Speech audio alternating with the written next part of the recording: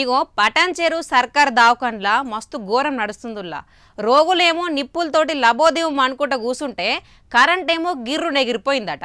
అరే పొద్దటి సంది కరెంట్ లేకపోతే ఎట్లా నడుస్తుంది సర్కార్ దవాఖానా?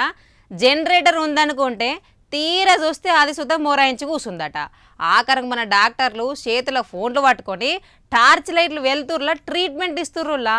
కళ్ళు మూసి తెరిచేలోపు డిజిటల్ ఇండియా అంటారు, కానీ దవాఖానలో అయితే కరెంటే లేదు. అసలు గీ చీకటి భాగవతమేందో పురాగా చూద్దాం పార్రి.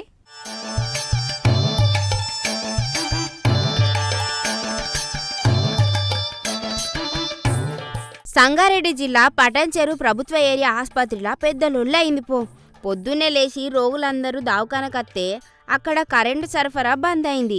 1 గంట కాదు 2 గంటలు కాదు, పొద్దటి సంది చీకట్లోనే ఉండిపోయింది దవాఖానా. ఫ్యాన్లు తిరిగాయి, లైట్లు ఎలిగాయి.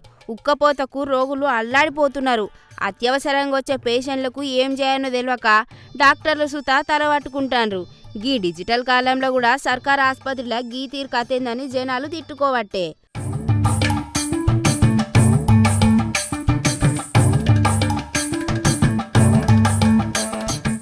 మరి గింత పెద్ద ఆసుపత్రిలో బ్యాకప్ లేదా అంటే జనరేటర్ అయితే ఉన్నది, కానీ తీరా అవసరం వచ్చే వరకు ఆ జనరేటర్ కూడా నేను నడవనని మొరాయించిందట. గంత ఎమర్జెన్సీ టైంలో సుతా జనరేటర్ రిపేర్లు ఉంటే మెయింటెనెన్స్ ఏం చేస్తున్నట్టు సార్లు? ఆపరేషన్లు, ఇంజక్షన్లు, డ్రెస్సింగ్లు అన్నీ ఆగిపోయే పరిస్థితి వచ్చింది కాదు ఇప్పుడు.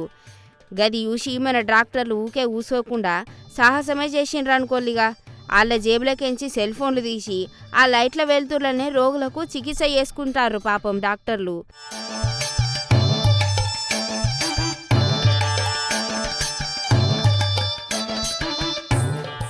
ఈ కాలం పోర్లు రీల్స్ చూసేటందుకు వాడే సెల్ ఫోన్ లైట్లు ఇక్కడ రోగుల పానాలు కాపాడినాయి పోన్రి.